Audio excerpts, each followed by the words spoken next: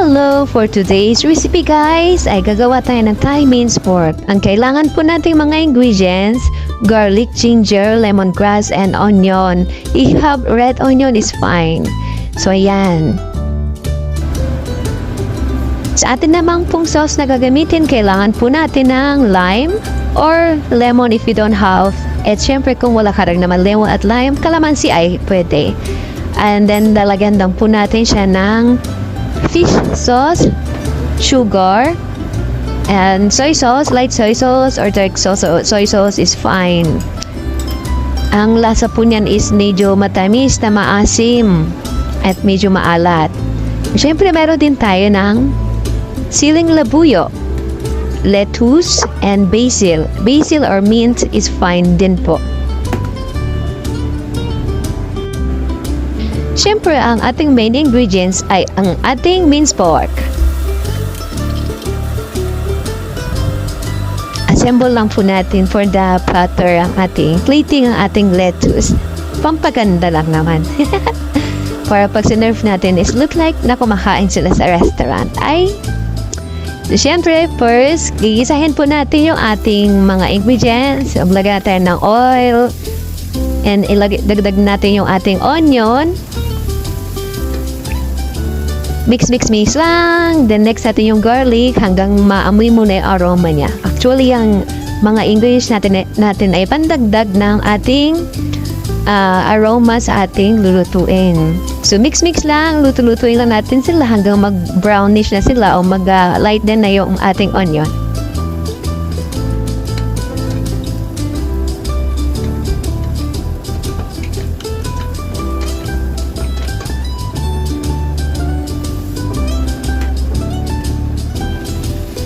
At pag okay na yung ating needs sa mga ingredients, idadagdag na natin ng ating minced pork. Halu-haluin lang po ulit natin yan guys. Hanggang maluto ang ating minced pork, huwag titigil sa paghalo-halo. Char!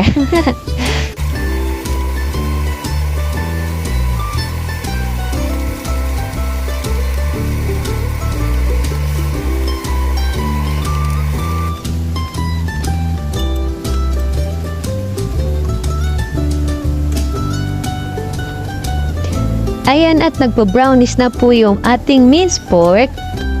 Pwede na po natin ilagay yung ating sauce na ginawa kanina. So, mix lang ulit. Halo-halo. Hanggang makuha yung ating sauce sa minced pork. And then, add na po natin yung ating basil. Mix lang ulit.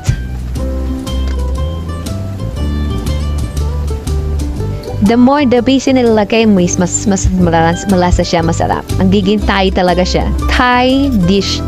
Siyempre, lagyan natin yung sili. Kunti lang nilagay pitan, guys, kasi hindi naman ako masyadong malakas sa sili. Pero kung kayo ay mahilig sa maanghang, pwede nyo ilagay lahat ng mga 3 piraso ng sili.